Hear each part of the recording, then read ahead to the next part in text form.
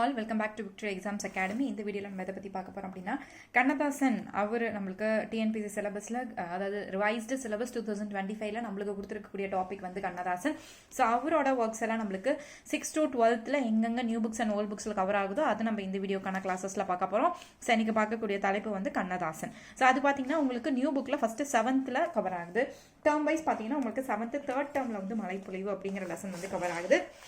So அன்றைக்கி நம்ம first 7th இருந்து பார்க்க போகிறோம்.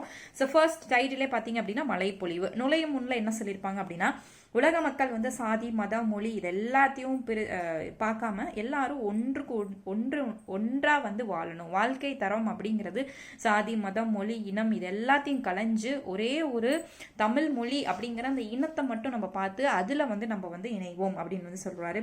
ஸோ இப்படி இருக்கக்கூடிய பிரிவினைகள் வந்து இந்த எல்லாமே இந்த சாதி மதம் மொழி இதெல்லாம் நம்மளுக்கு எதை தான் கொடுக்கும் அப்படின்னா, மோதல்கள் தான் வந்து இதனால விளையக்கூடியது. ஸோ இதனால வந்து எந்த ஒரு நன்மையும் நம்மளுக்கு விளைய போறது இல்லை அப்படின்னு சொல்றாங்க. அதே போல கடைசியா ஒரு பாயிண்ட் என்ன சொல்லுவாங்க அப்படின்னா, எல்லாரிடத்தும் அன்பு காட்ட வேண்டும், கருணையோடு இருக்க வேண்டும் அப்படிங்கிற அந்த நெறி வந்து நம்மளுக்கு இயேசு காவியம் வழியா நம்ம வந்து தெரிஞ்சிருப்போம்.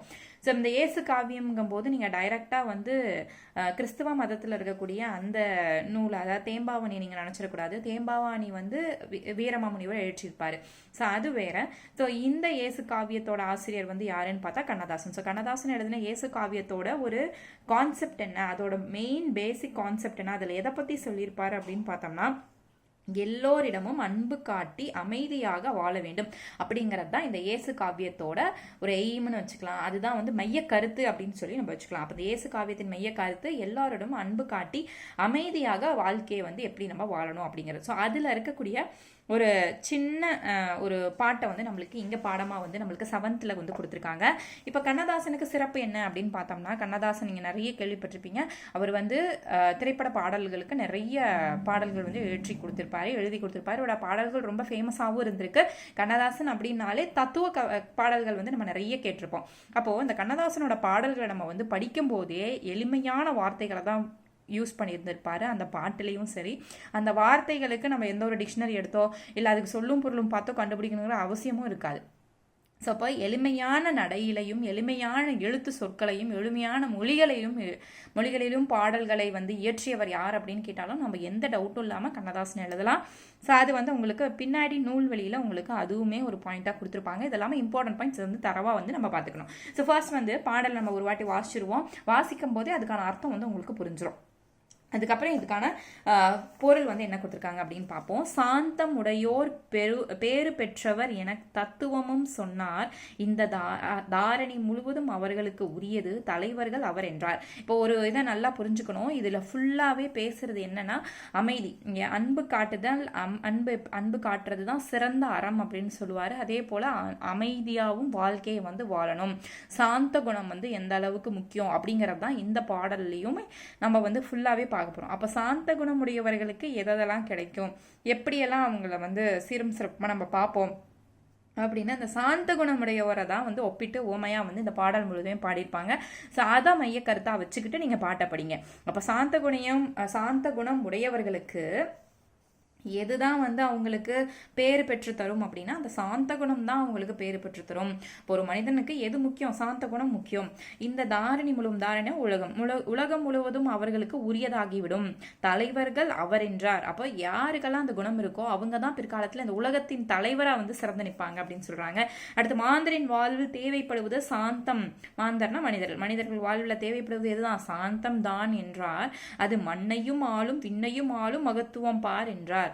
அப்ப இந்த சாந்த குணம் தான் விண் மண், அதாவது இரண்டுமே பூலோகம், பூமி அப்படிங்கிற பூலோகம், அதே போல மேலோகம், இந்த பூமி விண்ணு மண்ணு எல்லாத்தையும் ஆளக்கூடியதுக்கு எதுதான்? சாந்த குணம். அதுக்கு எடுத்துக்காட்டா அவர் சொல்லக்கூடியது இயேசு. அப்போ இந்த பாடலை இயேசு பிரான் வந்து தம்முடைய சீடர்களுக்கு வந்து இந்த பாடலை பாடுற மாதிரியாகவும், அவர் ஒரு குன்றின் மேல ஏறி நின்று தன்னுடைய பக்தர்களுக்கு இல்லைன்னா தன்னுடைய சீடர்களுக்கு இதை ஒரு அறிவுரையா கொடுக்குற மாதிரியும் இந்த பாடலை வந்து ஒரு இந்த பாடலோட லொகேஷனை வந்து செட் பண்ணியிருப்பாரு. அப்போ ஒரு குன்றின் மேல இயேசுநாதர் நின்று தன்னுடைய சீரர்களுக்கு கூறும் ஒரு அறிவுரையா இந்த பாட்டை வந்து தொடங்குவாரு. ஸோ அப்போ இயேசுநாதர் வந்து என்ன அறிவுரை கூறுறாரு அப்படின்னு பார்த்தோம்னா, சாந்த குணம் உடையவர்களுக்கு, அப்போ சாந்த குணம் இருக்கவங்களுக்கு எதெல்லாம் கைகூடும், எதெல்லாம் அவங்க வெற்றி பெறுவாங்க, அப்படி இருக்கவங்க தான் இந்த நாட்டோட தலைவர் ஆவாங்க அப்படிங்கிற அந்த கூற்றெல்லாம் வந்து அவர் சொல்றாரு. அடுத்த சாதிகளாலும் பேதங்களாலும் தள்ளாடும் உலகம். இந்த உலகம் எதால தள்ளாடி கொண்டிருக்கிறது, பிரிவினை ஏற்பட்டு கொண்டிருக்கிறது அப்படின்னு பார்த்தா சாதிகளாலும் பேதங்களாலும், மதம், இனம், அதே போல மொழி, இதால அது தர்மம் ஒன்றை நம்பிய பிறகே அடங்கிவிடும் கழகம். அப்ப அந்த கழகம் வந்து எப்படி அடங்கும் அப்படின்னு பார்த்தோம்னா தர்மம். அப்ப இது ரெண்டுலயும் வந்து சாந்த குணத்தை பத்தி சொன்னாரா. அடுத்தது தர்மம். ஸோ அமைதியாக இருக்கவன் தர்மத்து வழியில தான் செல்வான், அதர்மத்துக்கு பக்கம் தான் போக மாட்டான். அப்போ தர்மத்தை அனைவரும் கடைபிடிக்க வேண்டும். அந்த தர்மம் தான் இத்தனை கழகத்தையும் அடக்கக்கூடிய ஒரு ஆயுதம். அப்போ அந்த தர்மத்தை வந்து நீங்கள் அதை வந்து ஒவ்வொரு மனிதனும் அந்த தர்மத்தை வந்து ஃபாலோ பண்ணணும், அதை வந்து கடைபிடிக்கணும், அதன் அறவழியில செல்லணும் அப்படிங்கிறத சொல்றாங்க. ஓதும் பொருளாதாரம் தனிலும் உள்ளந்தன் அறம் வேண்டும். ஸோ உள்ளத்துல என்ன வேணும், அறம் வேணும், தர்மம் வேண்டும். புவி உயர்வும் தாழ்வும் இல்லாத வாழ்வினை பெற வேண்டும். அப்ப அந்த உயர்வு தாழ்வு, நீ வந்து மேல் ஜாதி நீ கீழ் ஜாதி அப்படிங்கிற அந்த உயர்வு தாழ்வு இல்லாத வாழ்க்கையை வந்து பெறுதல் வேண்டும். அப்ப அறவாழ்வுல செல்றவனா இருக்கட்டும், சாந்த குணம் உடையவனா இருக்கட்டும், இல்ல வந்து தர்மத்தின் வழி செல்றவனா இருக்கட்டும், ஸோ அந்த மனிதன் யாரையுமே தன்னை விட உயர்ந்தவர் தாழ்ந்தவர் அப்படிங்கிற அந்த பாகுபாடை வந்து பார்க்க மாட்டாங்க. அப்ப இந்தந்த குணங்கள்லாம் வந்து தேவைப்படுவது மனிதனுக்கு. அடுத்தது, இரக்கமுடையார் பேறு பெற்றோர் என இயேசுபிரான் சொன்னார். அவர் இரக்கம் காட்டி இரக்கத்தை பெறுவார், இதுதான் பரிசு என்றார். அப்போ இயேசுபிரான் வந்து என்ன சொல்லியிருக்காரு, இரக்கமுடையோர் வந்து என்னைக்குமே அவங்க வந்து இந்த உலகத்துல நினைச்சு நிற்பாங்க, அவங்களுக்கு ஒரு பேர் வந்து கிடைக்கும் அப்படிங்கறத வந்து இயேசுபிரான் வந்து முன்னையே உரைச்சிருப்பாரு, கூறியிருப்பாரு மக்களுக்கு. ஸோ அப்போ அதனால என்ன பெனிஃபிட், நான் வந்து இப்போ ஒருத்தருக்கு இரக்கம் காட்டுறேன், இரக்கம் காட்டு அப்படின்னு இயேசு வந்து சொல்றாரு. ஸோ அப்போ நான் வந்து ஒருத்தருக்கு இரக்கம் காட்டுறேன், அதனால என்ன பெனிஃபிட் அப்படின்னா, நீங்க கருணையும் இரக்கமும் மற்றவர்களிடத்தில் நீங்கள் காட்டும் போது உங்கள் மீது இரக்கம் வந்து யார் காட்டுவாங்க, இறைவன் வந்து உங்களை இவ்வளோ நல்லது பண்ணியிருக்கான்ப்பா, இவ்வளோ இரக்க குணம் இருக்கவருக்கு, இவ்வளோ பேருக்கு உதவி பண்ணியிருக்காப்ல. ஸோ அப்போ அவங்கள நம்ம எப்படி பார்க்கணும் அப்படின்ட்டு கடவுளின் மனதில் உங்கள் மீது ஒரு இரக்கம் வரும். அப்போ உங்களுக்கான இடம் வந்து கடவுளின் மனதில் வரும். அப்போ நீங்கள் கடவுளின் பாதத்தை சென்று வணங்கலாம், கடவுளின் திருவடிகளில் நீங்கள் வந்து சேருவீங்க, உங்களுக்கு எந்த ஒரு தீங்கையும் ஏற்படாமல் அந்த கடவுள் வந்து பார்த்துப்பாங்க. ஸோ கடவுள் மீது இரக்கம் வேண்டுமானால், கடவுள் மீதுன்னா கடவுளுக்கு, அதாவது கடவுள் வந்து உங்களுக்கு வந்து இரக்கம் காட்டணும் அப்படின்னு நீங்கள் நினச்சிங்கன்னா நீங்கள் மற்றவங்க கிட்ட அந்த இரக்கத்தை காட்டணும். அடுத்தது, வாயும் வயிறும் ஆசைகள் விழுந்தால் வாழ்க்கை பாலைவனம், அவர்தாம் தூய மனத்தில் வாழ நினைத்தால் எல்லாம் சோலைவனம். ஸோ இதில் என்ன சொல்கிறாங்கன்னா, வாயும் வயிறும் ஆசையில் விழுந்தால், அப்போ ஒருத்தன் ஆசைக்கு அடிமையாகி விட்டான், அவனுடைய ஆசைக்கு அடிமையாகி விட்டானா அவனோட வாழ்க்கை எப்படி ஆயிருமா, பாலைவனம் போல் ஆயிருமா. அதே போல அவன் வந்து தூய மனதோட, ஒரு அறத்தோட, ஒரு தர்மத்தோட, அதே போல வந்து ஒரு இரக்க குணத்தோட, இந்த மாதிரி நல்ல குணங்களோட அவன் வாழ்ந்தான் அப்படின்னா அவனோட உள்ளம் வந்து, அவனோட மனம் வந்து, அவனோட வாழ்க்கை வந்து சோலைவனம் போல இருக்குமா. அப்போ இங்கே இதில் என்ன சொல்றாங்க, ஆசைக்கு அடிமையாக கூடாது அப்படிங்கிற அந்த கருத்தை வந்து இந்த இதில் சொல்றாங்க. தமையும் வாட்டி பிறரையும் வாட்டும் சண்டை சச்சரவு தினம் தன்னாடு என்று பிறர் நாடு என்று பேசும் பொய்யறிவு. அப்போ தேவையே இல்லாமல் நம்ம நிறைய விஷயத்தில் வந்து ஆர்கியூமெண்ட் பண்ணுவோம், எதுக்கு தான் அப்படின்னே தெரியாமல் நிறைய ஆர்கியூமெண்ட் பண்ணுவோம். அப்போ அதனால யாருக்குமே அந்த வாக்குவாதம் அப்படிங்கிறது தனக்கும் ஒரு இன்பத்தை தராது, பிறருக்கும் அது ஒரு இன்பத்தை தராது. அந்த மாதிரி இருக்கக்கூடிய தேவையற்ற சண்டை அது நம்ம எப்படி பண்ணுறோம் அப்படின்னா, என்னோட நாடு, அப்போ இந்தியா வந்து என்னோட டீமு, பாகிஸ்தான் வேறு டீமு, ஸோ அப்படி அந்த மாதிரி. ஸோ அது வந்து தன்னாடு என்றும் பிறர் நாடு என்றும் பேசும், அதெல்லாம் என்ன அறிவுன்னு சொல்கிறாங்க, பொய்யறிவு. அது தேவையில்லாத ஒரு விஷயம், பொய்யறிவு. அது எந்த ஒரு முயற்சியும், அதாவது உயர்வு நிலையும் அது நம்மளுக்கு தேடி தராது, அதனால நம்மளுக்கு எந்த ஒரு இன்பமும் கிடைக்காது. ஸோ அப்படிதான் ஆனால் மக்கள் வந்து இப்போ வாழ்ந்துக்கிட்டு இருக்காங்க. அடுத்தது, இமைக்கும் போதில் 1000 போட்டி எத்தனை வீண் கனவு, தினம் இவை இல்லாது அமைதிகள் செய்தால் இதயம் மலையளவு. அப்போ கண் நினைக்கும் நேரத்தில் வந்து நம்மளுக்கு 1000 போட்டிகள் வந்து நடந்துக்கிட்டே இருக்கு. 1000 பேர் நம்மள கண்ணிமைக்கக்கூடிய நொடியில் நம்மளோட உழைப்பை 1000 பேர் ஓவர்டேக் பண்ணி போகிறாங்க. இதை நம்ம எப்படி எடுத்துக்கலாம்னா ஒரு மோட்டிவேஷனாக எடுத்துக்கலாம். அப்போது நம்ம படிக்கிறது அந்த அளவுக்கு பத்தலை, நம்மளோட முயற்சி, நம்மளோட உழைப்பு, நம்ம வந்து இன்னும் ஹார்ட் ஒர்க் பண்ணலை. அப்போது நம்ம கண்ணிமைக்கக்கூடிய நேரத்தில் நம்ம போடக்கூடிய அந்த எஃபோர்ட்டை விட 1000 பேர் வந்து அதிகமாக போடுறாங்க அப்படின்னா அப்போ நம்ம எந்த ரேஞ்சில் இருக்கோம், எந்த இடத்துல இருக்கோம், எந்த நிலையில் இருக்கோம், அப்போ நம்ம பின் தள்ளிக்கிட்டே வரோம். அப்போது இவையெல்லாம் இல்லாமல் நம்ம என்ன பண்ணணும்? ஸோ இந்த போட்டிகள், இந்த சண்டை சச்சரவு, ஏற்றத்தாழ்வுகள், மேல் தாழ்வு, அதாவது ஜாதிகள் பிரிவு இல்லாமல், அதை தாழ்வு இல்லாமல், அதே போல் வந்து அறவழியில் செல்லாமல், இந்த மாதிரி இதெல்லாம் இல்லாமல் மக்கள் வந்து எப்படி இருக்கணும்? சாந்த குணமோடு இருக்கணும், சாதிகளோட அந்த பிரிவினை இல்லாமல் இருக்கணும். அதே போல் வந்து நீதிகளை வந்து ஃபாலோ பண்ணணும், நீதியை வந்து பின்பற்றணும், தர்மத்தின் வழியில் நடக்கணும், இரக்கமுடையவனாக இருக்கணும். அதே போல் வந்து எந்த ஒரு ஆசைக்கும் அடங்காதவனாக இருக்கணும். அதே போல் நம்மளோட மனமாக இருக்கட்டும், உள்ளமாக இருக்கட்டும், அது வந்து ஒரு சோலைவனமாக ஆகணும் அப்படின்னு நினச்சா நம்ம என்ன பண்ணணும்? அறவழியில் செல்லணும். இத்தனையான குணங்கள், இரக்க குணங்கள் இருக்கணும். துன்பம் தரக்கூடிய செயல்கள் அத்தனையும் நம்ம செய்யாமல் இருக்கணும். அன்பு காட்டி பிறரிடம் வாழ்ந்தால்தான் இறைவனிடம் நாம் சென்று சேர முடியும் அப்படிங்கிறத கண்ணதாசன் வந்து இதில் சொல்லியிருப்பார். இப்போ இதுக்கும் இந்த தலைப்புக்கும் என்னப்பா ரிலேட்டபிள் இருக்கு? மழை பொழிவு, அதாவது எடுத்ததுமே நம்ம என்ன பண்ணுவோம் அப்படின்னா மழைப்பொழிவு வந்து இந்த வார்த்தையை கேட்கும் போதே நம்ம இதை வந்து கவனிச்சு பார்க்க மாட்டோம். மழைப்பொழிவு அப்படின்னா மழை பெய்யுது அப்படிங்கிற ஒரு இந்த வார்த்தை சொல்ல கேட்கும்போது, அதோட உச்சரிப்பு கேட்கும்போது நம்ம அப்படிதான் நினைப்போம். அதுக்கும் இதுக்கும் என்ன ரிலேஷன்? கண்ணதாசன் வந்து அப்போ மழையை பற்றி பாடியிருக்காரா? கிடையாது. அப்போ இந்த மழை அப்படிங்கிறது பாருங்க, இந்த லகரம் வந்து உங்களுக்கு மாறுபடுது. இது வந்து பெய்யக்கூடிய மழையை குறிக்கல. மழை அப்படிங்கிறது இமயமலை போல, ஸோ அந்த மலையை குறிப்பிடுறது தான் இந்த மலை. அப்போ மலை பொழிவு அப்படிங்கிறதுல இதில் என்ன சொல்கிறாங்கன்னா, இத்தனையான அற குணங்களும் அன்பு காட்டும் நெறிகளும் உங்கள் இடத்துல இருந்துச்சுன்னா, நீங்கள் ஒரு அமைதியுடையவனா, சாந்தம் உடையவனா இருந்தீங்க அப்படின்னா உங்களால் எந்த வகையான துன்பம் வந்தாலும் உங்களால் அதிலிருந்து வெற்றி பெற முடியும். மலையை காட்டிலும் அதை விட உங்களுடைய தன்மையானது, உங்களுடைய வீரமானது, உங்களுடைய புகழானது பொழிவு பெறும். ஸோ மலையின் அளவை விட உங்களோட பெருமை வந்து பொழிவு பெறும், உங்களுடைய வீரம் பொழிவு பெறும், உங்களுடைய தன்மை பொழிவு பெறும், உங்களுடைய பேரு, உங்களோட பேர் வந்து நீங்கள் எத்தனை காலமானாலும் நீங்கள் இறந்தாலுமே உங்களோட பேர் பொழிவு பெற்று நிற்கும்.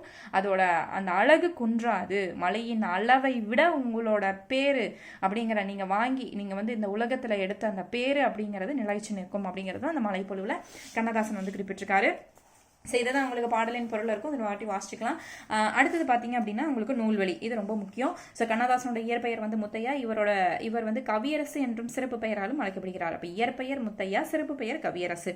காவியங்கள், கவிதைகள், கட்டுரைகள், சிறுகதைகள், நாடகங்கள், புதினங்கள் போன்ற இலக்கிய வடிவங்களில் பல்வேறு நூல்களை இவர் வந்து ஏற்றிருப்பார்.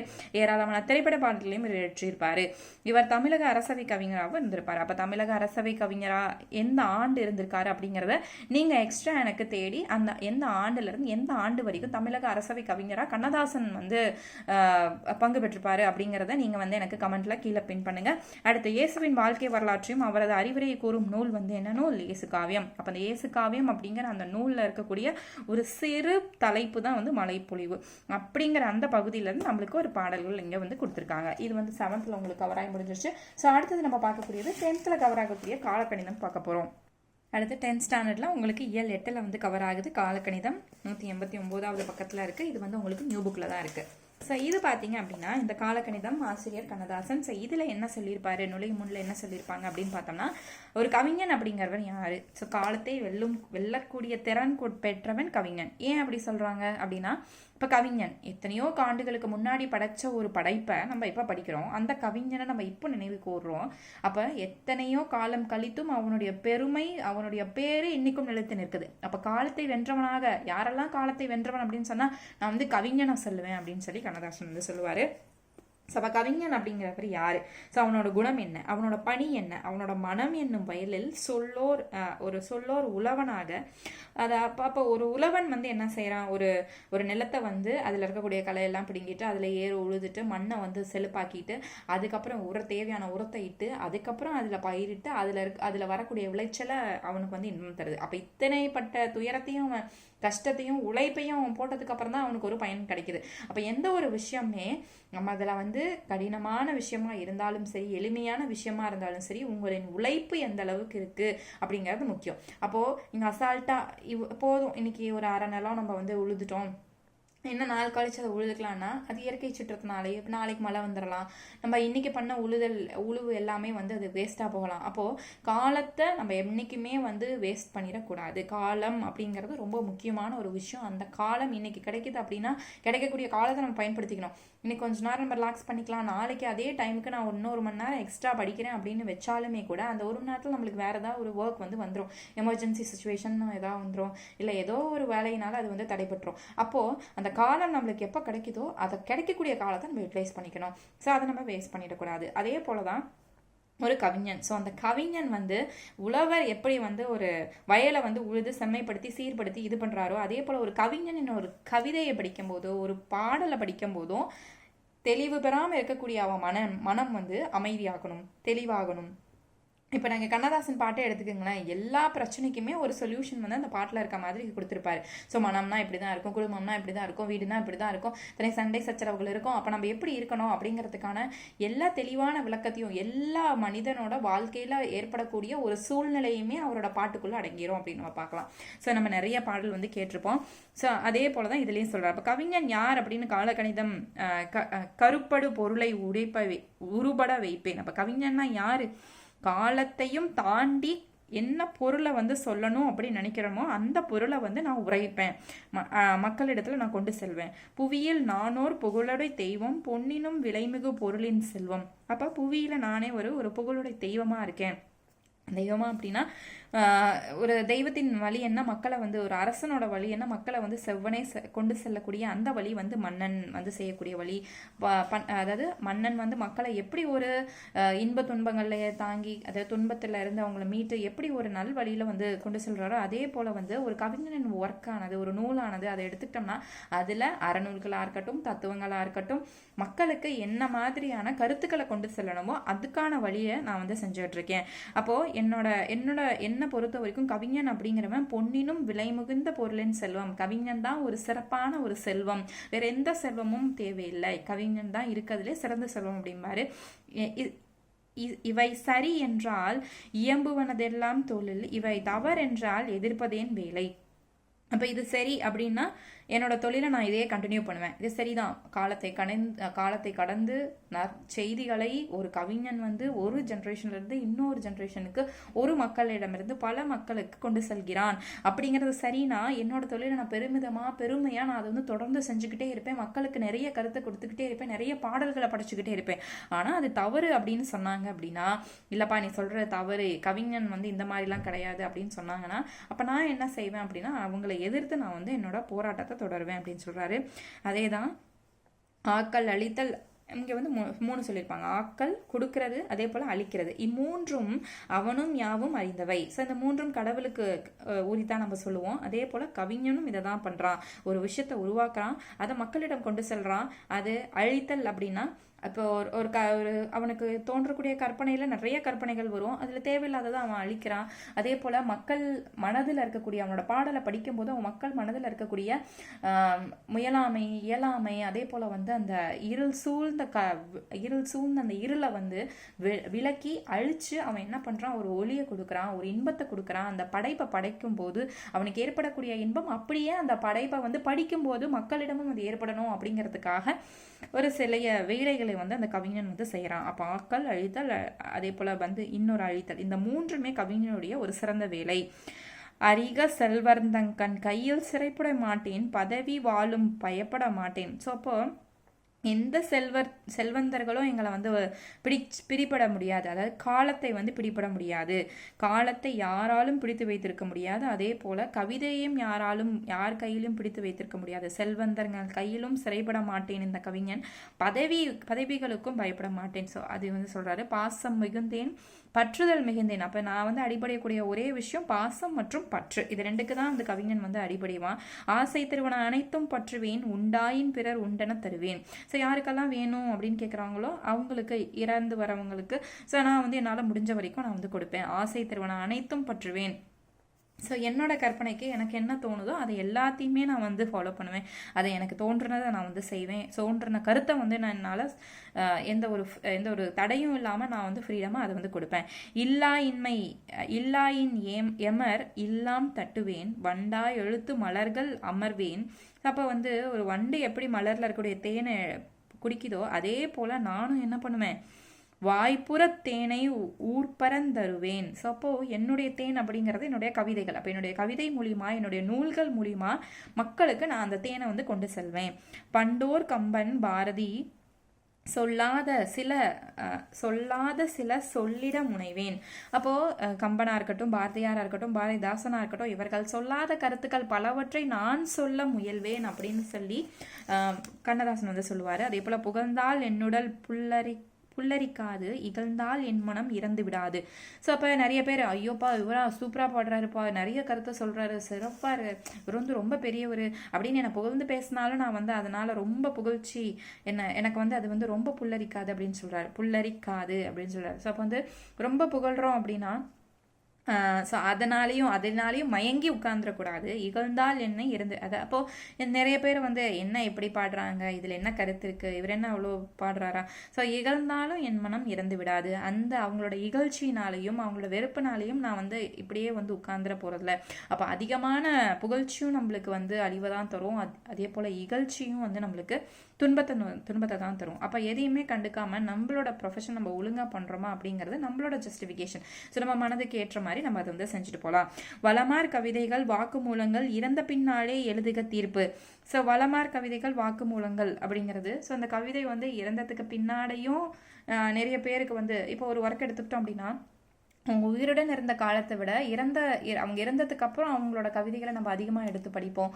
அதே போல் அதில் இருக்கக்கூடிய கருத்துக்கள் நம்மளுக்கு தெரிய வரும். அதுக்கப்புறம் அவங்க இறந்ததுக்கு பின்னாடியே நிறைய நூல்களுக்கு வந்து நம்ம விருதுகள் வந்து கொடுத்துருப்பாங்க. ஸோ இந்த மாதிரி ஸோ அவங்களோட இறந்தாலுமே அவங்களோட கருத்துக்கள் எல்லாமே வந்து தீர்ப்பு எழுதி கொண்டே இருக்கும். கல்லாய் மரமாய் காடுமேடாக மாற திருக்கையான் வனவிலங்கல்லன் மாற்றம் என்பது மானிட தத்துவம், மாறும் உலகின் மகத்துவம் அறிவேன். ஸோ மாற்றம் மானிடத்தின் தத்துவம், அது மாறிக்கிட்டே தான் இருக்கும். காலங்களாக ஒவ்வொரு விஷயமும் மாறிட்டே தான் இருக்கும். மாறும் உலகின் மகத்துவம் அறிவேன். அப்போ அப்படி மாறிக்கிட்டு இருக்கக்கூடிய உலகத்தோட மகத்துவம் என்ன? ஒரு கவிஞனோட கவிதை. எவ்வவை தீமை எவ்வவை நன்மை என்பதறிந்து ஏகுமென் சாலை, தலைவர் மாறுவர் தர்பார் மாறும், தத்துவம் மட்டுமே அசையாத பாத்திரம், கொள்வோர் கொள்க குறைப்போர் குறைக்க. ஸோ எல்லாமே மாற்றத்துக்கு உட்பட்டது. ஆட்சிகள் மாறும், தர்பார் மாறும், இருக்கக்கூடிய மனிதர்கள் எல்லாருமே மாறுவாங்க காலத்துக்கு ஏற்றவாறு. ஆனால் இது மட்டும்தான் மாறாது, தத்துவம் மட்டுமே அச்சய பாத்திரம். அப்போ அந்த பாத்திரத்தில் எடுக்க தத்துவம் வந்துக்கிட்டே இருக்கும். அந்த தத்துவம் காலத்தையும் கடந்து செல்லும். அதனால தான் இவர் என்ன பண்ணுறாரு அப்படின்னா, நான் நிறைய தத்துவ கருத்துக்களையும் பாடல்களையும் வந்து ஏற்றுவதற்கு காரணம் என்னுடைய பாடல்கள் என்னுடைய பெயரையும் நிலைத்து வருங்காலத்தில் வந்து நிற்கும். ஸோ தூற்றுவோர் தூற்றட்டும், ஏற்றுவோர் ஏற்றட்டும், குறைப்போர் குறைக்கட்டும், உள்வாய் வார்த்தை உடம்பு தொடாது, நானே தொடக்கம் நானே முடிவு, நான் உரைப்பதுதான் நாட்டின் சட்டம். அப்போ ஒரு கவிஞன் உரைப்பதுதான் நாட்டின் சட்டம், நானே தொடக்கம் நானே முடிவு. அப்போ இத்தகைய முக்கியத்துவம் வந்து யாருக்கு தராரு அப்படின்னா, ஒரு கவிஞனுக்கு வந்து கண்ணதாசன் வந்து கொடுக்குறாரு. ஒரு கவிஞன் இத்தகைய சிறப்பு மிக்கவனாக இருக்கிறான், காலத்தையும் கடந்த ஒரு சிறப்பு மிக்கவனாக இருக்கிறான் அப்படின்னு சொல்றாரு. காலக்கணிதம் என்னும் படப்பகுதி கண்ணதாசன் கவிதை தொகுப்பில் இடம்பெற்றுள்ளது. சேர்ந்த தொகுப்பு கண்ணதாசன் கவிதை தொகுப்பில் இடம்பெற்றுள்ளது. முத்தையா என்னும் இயற்பெயர் கொண்ட கண்ணதாசன். இப்போ இவரோட இயற்பெயர் முத்தையான்னு பார்த்துட்டோம். இவர் எந்த மாவட்டத்தில் பிறந்திருப்பாருன்னா, சிவகங்கை மாவட்டத்தில் எந்த ஊர்னா சிற்றூர் அப்படிங்கிற ஒரு ஊர்லையும், சிறுகூடல்பட்டியில் சிறுகூடல்பட்டி ஒரு சின்ன ஊர் அப்படின்னு சொல்றாங்க. ஸோ சிற்றூரான சிறுகூடல்பட்டியில், அப்போ மாவட்டம் சிவகங்கை, பிறந்த ஊர் சிறுகூடல்பட்டி. இவரது பெற்றோர் பார்த்தீங்கன்னா சாத்தப்பன் விசாலாட்சி. எந்த ஆண்டு வந்து இவருக்கு கலங்காதிரு மனமே அப்படிங்கிற பாடலை வந்து எழுதியிருப்பார்னா 1949 வந்து இவர் இயற்றிய பாடல் கலங்காதிரு மனமே. அது வந்து அந்த பாடல் எழுதி திரைப்பட பாடல் ஆசிரியரானார். ஸோ இந்த பாடல் மூலியமா தான் அவர் வந்து திரைப்படத்தில் பாடல் இயற்ற ஆரம்பிச்சிருப்பாரு. திரையுலகிலும் இலக்கிய உலகிலும் சிறந்து விளங்கியவர் கண்ணதாசன். இவர் சிறந்த கவிஞராகவும் பேச்சாளராகவும் திகழ்ந்தார். அப்ப இவர் வந்து கவிஞராகவும் இருந்திருப்பாரு. அதே போல சிறந்த பேச்சாளராகவும் இருந்திருக்காரு. தன் திரைப்பட பாடல்கள் வழியாக எளிய முறையில் எந்த மெய்யியலை மக்களிடையே கொண்டு சேர்த்தவர். ஸோ இந்த மெய்யியல் அப்படிங்கிறது மெயினா உண்மைன்னு அப்படின்னு தெரியும். ஸோ அந்த உண்மை நிறைந்த அந்த கருத்துக்களை எளிய மக்கள் பட்டி தொட்டி தோறும் இருக்கக்கூடிய மக்களிடம் தன்னுடைய கருத்தை வந்து எளிய முறையில கொண்டு சேர்த்தவர் இந்த கண்ணதாசன். அப்ப மெய்யியலை மக்களிடையே கொண்டு சேர்த்தவர் யார் அப்படின்னு பார்த்தோம்னா கண்ணதாசன். அதே போல சேரமான் காதலி என்னும் புதினத்திற்காக சாகித்ய அகாடமி விருதும் இவருக்கு கிடைச்சிருக்கும். இவர் தமிழக அரசின் அரசவை கவிஞராகவும் சிறப்பிக்கப்பட்டிருக்கிறார். நான் கேட்டது, ஸோ எந்த ஆண்டுல இருந்து எந்த ஆண்டு வரைக்கும் கண்ணதாசன் வந்து தமிழக அரசின் அரசவை கவிஞராக விளங்கியிருப்பாரு அப்படிங்கறது கேட்டிருந்தேன். தெரிஞ்சவங்களுக்கு நீங்க கீழே கமெண்ட் பாக்ஸ்ல கமெண்ட் பண்ணுங்க. அடுத்து இங்க கீழே கற்பவை கற்றபின்ல கம்பனுடைய ஒரு பாடல் கொடுத்துருப்பாங்க, அதையுமே பார்த்துக்கலாம். ஸோ நதியின் பிழை என்று நறும்புணலின்மை அன்றோ, ஸோ நதியின் பிழை என்று அப்படின்னு ஆரம்பிக்கிற அந்த வரிகள் வந்து கம்பனோடது. ஸோ இதையும் ஒரு வாட்டி பார்த்துக்கோங்க. அடுத்து நதி வெள்ளம் காய்ந்து விட்டால் நதி செய்த குற்றம் இல்லை, விதி செய்த குற்றமின்றி வேறு யாரம்மா.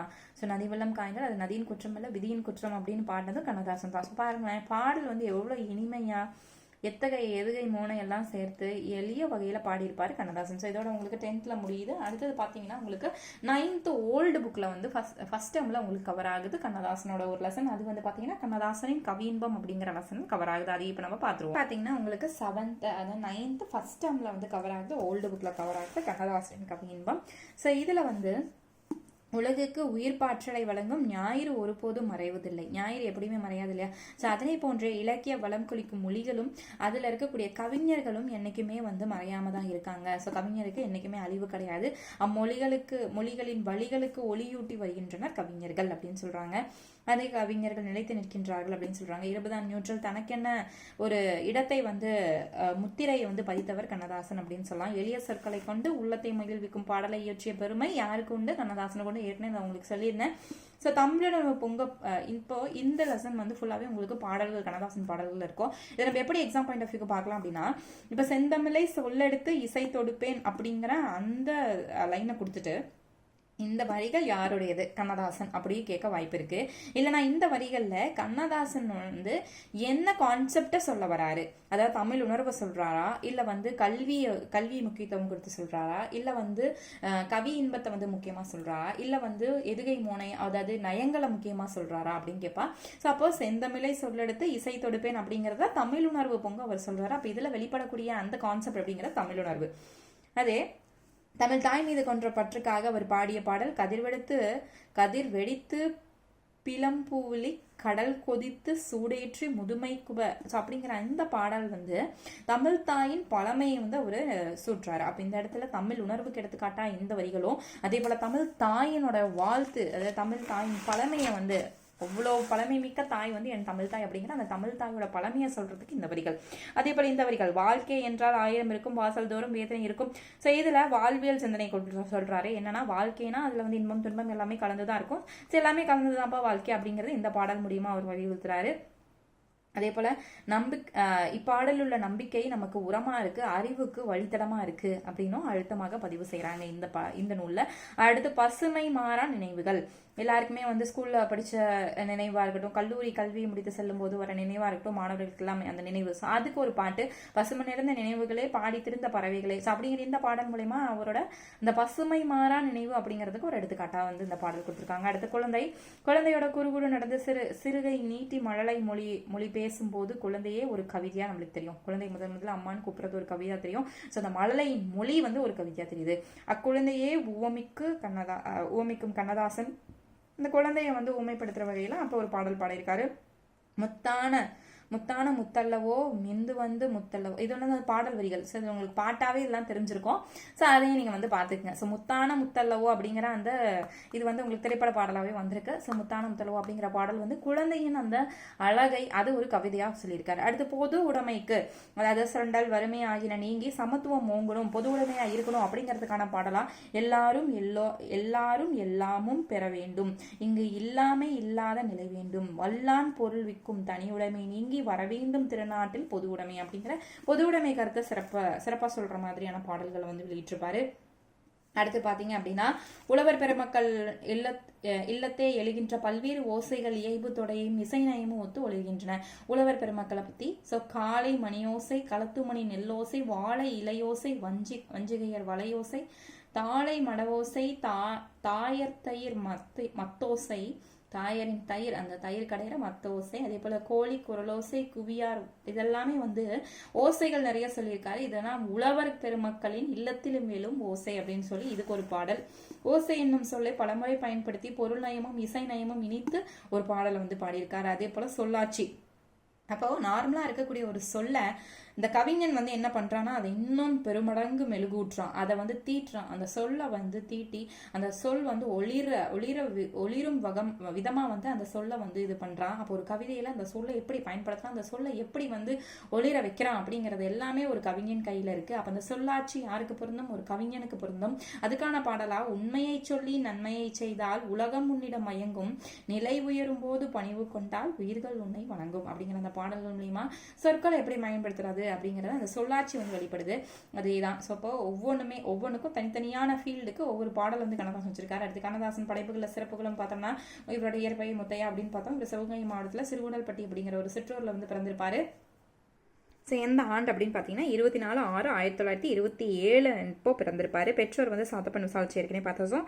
அடுத்து கண்ணதாசனின் கவிதைகள் வந்து பல தொகைகளாக வெளிவந்தது. அதில் திரைப்பாடல் பாடல்கள் வந்து நிறைய ஏற்றிருக்காரு. ஆட்டனத்தி ஆதிமந்தி, அதே போல் மாங்கனி, கல்லங்குடி, மகாகாவியம், இயேசு காவியம் முதலானவை இவரின் படைப்பு அப்படின்னு சொல்கிறாங்க. ராசதண்டனை அப்படிங்கிற ஒரு நூல் வந்து அவர் இயற்றியது. ஸோ அந்த நூலில் எதை பற்றி சொல்லியிருப்பாருன்னா கம்பர் மற்றும் அம்பிகாபதியின் வரலாற்றை அடிப்படையாக கொண்டு படைக்கப்பட்ட நூல் தான் இந்த ராசதண்டனை. ஸோ இதெல்லாமே உங்களுக்கு கொஸ்டின் பாயிண்ட் ஆஃப் வியூவில் உங்களுக்கு கேட்க வாய்ப்பு இருக்குது.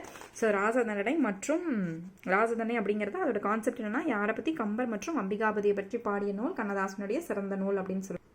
ஸோ அடுத்தது பார்த்தீங்க அப்படின்னா ஆயிரம் தீவு அங்கையர் கண்ணி, அதே போல் வேளங்குடி திருவிழா முதலிய பல புதினங்களையும் கண்ணதாசன் வந்து படைத்திருக்காரு. அவர் எழுதிய 20க்கும் மேற்பட்ட புதினங்கள், மொத்தம் எத்தனை புதினங்கள்? 20க்கும் மேற்பட்ட புதினங்கள். சேரமான் காதலி சிறந்த வரலாற்று புதினமாகும். அத்தனை புதினத்துல சேரமான் காதலி சிறந்த வரலாற்று புதினம் இவரோடது அப்படின்னு சொல்றாங்க. அதற்கு சாகித்ய அகாடமி விருதும் கிடைச்சிருக்கு அப்படின்னு சொல்லியிருக்காங்க. கண்ணதாசன் வந்து தென்றல், முல்லை, கண்ணதாசன், தமிழ் மலர் முதலிய இதழ்கள் வந்து தொடங்கி அவற்றுக்கு ஆசிரியராக இருந்து சிறந்த இதழாளராகவும் இருந்திருப்பாரு. இதில் பணி செஞ்சிருப்பாரு.